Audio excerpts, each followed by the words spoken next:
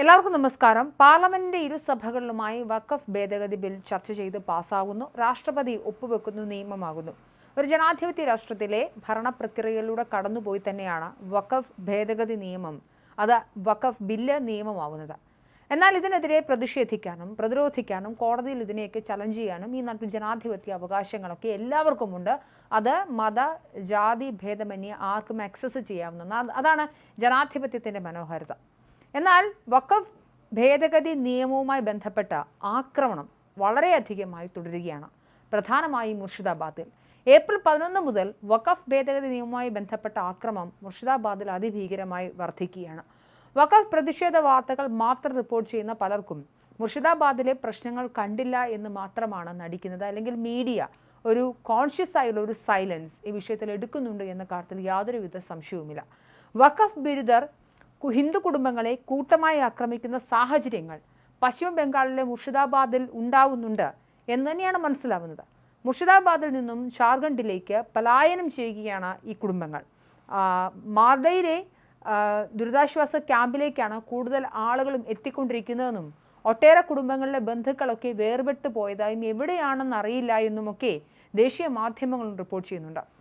ജാർഖണ്ഡിലെ പാക്കൂർ ജില്ലയിലേക്കാണ് പ്രധാനമായും പലായനങ്ങൾ നടക്കുന്നത്.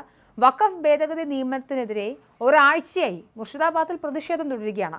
മിക്ക ദിവസങ്ങളിലും പ്രതിഷേധം അക്രമാസക്തമാവുകയാണ്. അതായത് ഇതിനെ തടയാനോ തടഞ്ഞു നിർത്താനോ പശ്ചിമ ബംഗാളിലെ പോലീസിനോ ഭരണ വകുപ്പിനോ സാധിക്കുന്നില്ല എന്ന് തന്നെയാണ് മനസ്സിലാക്കേണ്ടത്.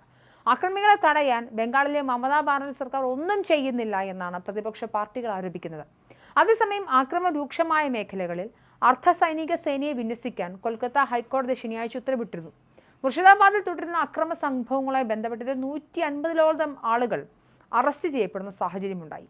വഖഫ് ബിരുദ കലാപത്തിൽ 2 CPMകാർ ഉൾപ്പെടെ 3 പേർ കൊല്ലപ്പെടുന്നു. ഇതിലേറ്റവും പ്രധാനമായി നമ്മൾ മനസ്സിലാക്കേണ്ടുന്ന കുറച്ച് കാര്യങ്ങളാണ് ഇനി സംസാരിക്കാനുള്ളത്. ഈ വഖഫ് ഭേദഗതിയുമായി ബന്ധപ്പെട്ട് ഞാൻ ആദ്യം പറഞ്ഞുള്ളതിനെ പ്രതിഷേധിക്കാം, നിങ്ങൾക്കതിനെതിരെ മീറ്റിങ്ങുകൾ സംഘടിപ്പിക്കാം, നിങ്ങൾക്ക് അക്രമാസക്തമാകാതെ സമാധാനപരമായി പ്രതിഷേധിക്കാം. പക്ഷേ ഒരു നാടിനെ തന്നെ ബലിയാടാക്കുന്ന തരത്തിൽ, ആളുകളെ കൊല്ലുന്ന തരത്തിൽ, അവിടെ താമസിക്കാൻ അർഹതയുള്ള ആളുകളെ പലായനം ചെയ്യാനായിട്ടുള്ള അവസ്ഥ ഉണ്ടാക്കണം, തീവെപ്പുകൾ ഉണ്ടാക്കുന്നതിന് പകരമായി നിങ്ങൾക്ക് സമാധാനപരമായി ചർച്ച ചെയ്യാം. പക്ഷേ ഇത്തരത്തിലുള്ള ടൂളുകൾ, ഇത്തരത്തിലുള്ള പ്രതിഷേധിക്കാനുള്ള ജനാധിപത്യത്തിൻ്റെ ടൂളുകളെ ഏറ്റവും എക്സെൻട്രിക്കായി, ഏറ്റവും ജനാധിപത്യ വിരുദ്ധമായി ഉപയോഗിക്കുന്ന ആളുകളാണ് തീവ്രവാദികൾ എന്ന് പറയുന്നത്. അത് SDP പോലുള്ള പാർട്ടികളുടെ പങ്ക് വളരെ പ്രകടമാണെന്നാണ് പശ്ചിമ ബംഗാളിൽ നിന്നുള്ള പോലീസിൻ്റെയും ഇൻ്റലിജൻസ് വൃത്തങ്ങളെയും ഒക്കെ ഉദ്ധരിച്ചുള്ള ഇന്ത്യ ടുഡേ ഉൾപ്പെടെയുള്ള മാധ്യമങ്ങളുടെ റിപ്പോർട്ട് പറയുന്നത്. അതായത് വഖഫ് നിയമമായാൽ കലാപം ഉണ്ടാക്കണമെന്നത് സമ്പൂർണ്ണമായി ആസൂത്രിതമായി ഒന്നാണെന്നും ആണ് മനസ്സിലാവുന്നത്.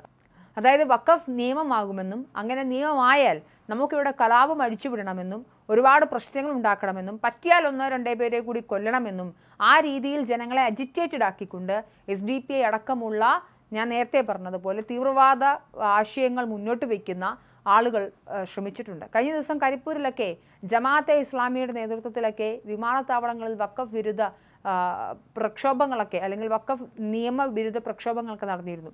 അന്ന് മുസ്ലിം ബ്രദർഹുഡിൻ്റെയും അല്ലെങ്കിൽ ഹമാസിൻ്റെ നേതാക്കന്മാരുടെയും ഒക്കെ ബോർഡുകൾ പൊക്കിപ്പിടിച്ചുകൊണ്ടാണ് വഖഫ് നിയമത്തിനെതിരെ പ്രതിഷേധിച്ചത്. എന്താണ് കേരളത്തിലെ അല്ലെങ്കിൽ ഇന്ത്യയിലെ വഖഫ് നിയമങ്ങളിൽ ഇവരുടെയൊക്കെ സ്വാധീനമെന്ന് നമ്മൾ അന്ന് തിരിച്ചു ചോദിച്ചതാണ്. ഏതാണ്ട് ഇതേ അവസ്ഥ തന്നെയാണ് പശ്ചിമ ബംഗാളിൽ SDP അവരുടെ റോളുകളായിട്ട് നിർവഹിച്ചുകൊണ്ടിരിക്കുന്നത്. ബംഗാളിൽ വഖഫ് നിയമത്തിൻ്റെ പേരിൽ ഹിന്ദു വിരുദ്ധ കലാപം നടത്താൻ കുട്ടികളെ പരിശീലനം നൽകി എന്നും അവരെ പരിശീലനം നൽകി കലാപത്തിൽ ഉപയോഗിച്ചുവെന്നുമൊക്കെ ഇന്ത്യ ടുഡേ റിപ്പോർട്ട് ചെയ്യുന്നു. ഇതിൻ്റെ ഞെട്ടിക്കുന്ന വീഡിയോയൊക്കെ സോഷ്യൽ മീഡിയയിൽ പ്രചരിക്കുന്നുണ്ട്. ശരിക്കും പരിശീലനം കിട്ടിയ എന്താ പറയുക, സൈനികരെ പോലെയാണ് കുട്ടികൾ ഓരോ സാധനങ്ങളുമൊക്കെ അടിച്ച് നശിപ്പിച്ച് മുന്നേറുന്നത്. സത്യത്തിൽ വളരെയധികം വേദന തോന്നിപ്പിക്കുന്ന അല്ലെങ്കിൽ അമ്പരപ്പിക്കുന്ന ഇതൊക്കെ ഇവിടെ നടക്കുമ്പോൾ അവിടുത്തെ പോലീസൊക്കെ എന്ത് ചെയ്യുകയായിരുന്നു, അവിടുത്തെ ഇൻ്റലിജൻസ് വിഭാഗം എന്ത് ചെയ്യുകയായിരുന്നുള്ള ചോദ്യം ബാക്കിയാവുകയാണ്. ബംഗ്ലാദേശിൽ നിന്നുള്ള ധാരാളം കുടിയേറ്റക്കാരും കലാപത്തിൽ പങ്കെടുത്തു. ഹിന്ദുക്കളുടെ വീട് ആക്രമിക്കുന്ന അടക്കമുള്ള പണികൾ ചെയ്ത് ഇവരാണെന്നാണ് പറയപ്പെടുന്നത്. മുസ്ലിങ്ങളുടെ സ്വത്തുക്കൾ തട്ടിയെടുക്കാൻ പുതിയ നിയമത്തിലൂടെ കേന്ദ്ര സർക്കാർ ശ്രമിക്കുന്നു എന്നായിരുന്നു SDP പ്രചരണം. കലാപത്തിൽ കൊല്ലപ്പെട്ട ഇജാസ് അഹമ്മദിൻ്റെ കുടുംബാംഗങ്ങൾ താമസിക്കുന്ന പ്രദേശത്ത് SDP വളരെ പ്രകോപനപരമായ പ്രചരണം നടത്തുന്നുണ്ടെന്ന് സ്ഥിരീകരിക്കപ്പെട്ടിട്ടുണ്ട്. ആളുകളുടെ വീട്ടിൽ കയറി ഇറങ്ങി മുസ്ലിങ്ങളുടെ അസഹിഷ്ണുത, അതായത് ഹിന്ദു ഭൂരിപക്ഷ ഇന്ത്യയിലെ മുസ്ലിങ്ങൾക്ക് ഒരു അസ്തിത്വ പ്രശ്നമുണ്ട് എന്നുള്ള കാര്യം നമുക്ക് വളരെ വ്യക്തമാണ്.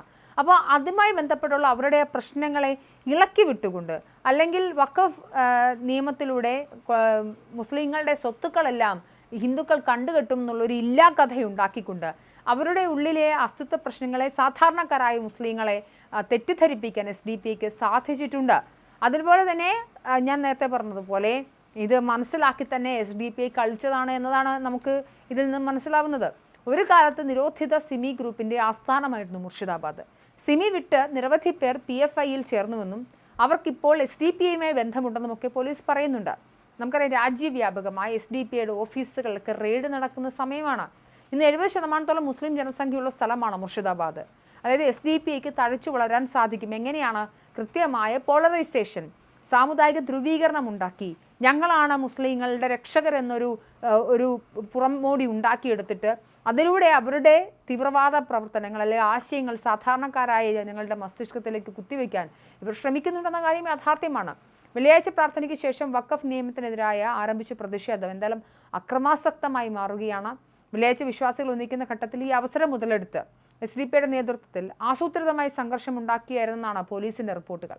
പോപ്പുലർ ഫ്രണ്ട് നിരോധനത്തിന് ശേഷം കേന്ദ്ര സർക്കാരിനെതിരെ പ്രതിഷേധത്തിനായി SDPI കാത്തിരിക്കുകയായിരുന്നെന്നാണ് പോലീസ് പറയുന്നത്. ഇതിനായി വഖഫ് നിയമ ഭേദഗതി സംബന്ധിച്ച് യുവാക്കൾക്കിടയിൽ വളരെ പ്രകോപനപരമായി പ്രചാരണം നടത്തിയെന്നും പോലീസ് റിപ്പോർട്ടിൽ പറയുന്നുണ്ട്.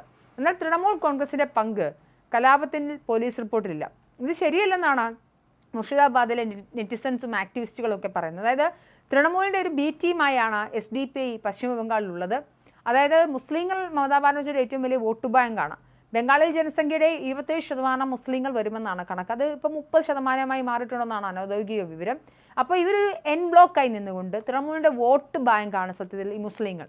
മുസ്ലിങ്ങൾ വോട്ട് ബാങ്കാണോ ഹിന്ദുക്കൾ വോട്ട് ബാങ്കാണോ എന്നതിനേക്കാൾ ഉപരിയായി ആ മുസ്ലിം പോപ്പുലേഷനെ തങ്ങളുടെ ആവശ്യങ്ങൾക്കായി ഉപയോഗിക്കുന്ന ആളുകളെ തിരിച്ചറിയണം. സാമുദായിക വോട്ട് കിട്ടാൻ നാട് കുട്ടിച്ചേർക്കാനൊന്നും മടിയില്ലാത്ത ആളുകളാണ് SDPI ആൾക്കാർ. എന്തായാലും ഞാൻ പറഞ്ഞു വെക്കുന്നത് മുസ്ലിങ്ങളല്ല പ്രശ്നം. അടിസ്ഥാനപരമായി മുസ്ലിങ്ങളെ ഇത്തരത്തിൽ ഉപയോഗിക്കുന്ന SDPI പോലുള്ള PFIയെ പോലെയുള്ള വളരെ എക്സെൻട്രിക്കായി ചിന്തിക്കുന്ന നാട്ടിൽ നിരോധിക്കേണ്ടുന്ന തരത്തിലുള്ള ഇത്തരത്തിലുള്ള തീവ്രവാദ സംഘങ്ങളെയാണ്. അതിനെ എക്സ്പോസ് ചെയ്യണം. അതിനെതിരെയുള്ള റിപ്പോർട്ടുകളൊക്കെ എന്തായാലും വെസ്റ്റ് ബംഗാൾ സർക്കാരും പോലീസും ഒക്കെ ഇറക്കുന്നുണ്ട്. എന്തായാലും വഖഫുമായി ബന്ധപ്പെട്ട് നിങ്ങൾക്ക് എതിരഭിപ്രായങ്ങളുണ്ടെങ്കിൽ ചർച്ച ചെയ്തുകൊണ്ടാണ് പരിഹരിക്കേണ്ടത്, അല്ലാതെ നാടിനെ കുട്ടിച്ചോറാക്കിക്കൊണ്ടാവരുത്. നമസ്കാരം.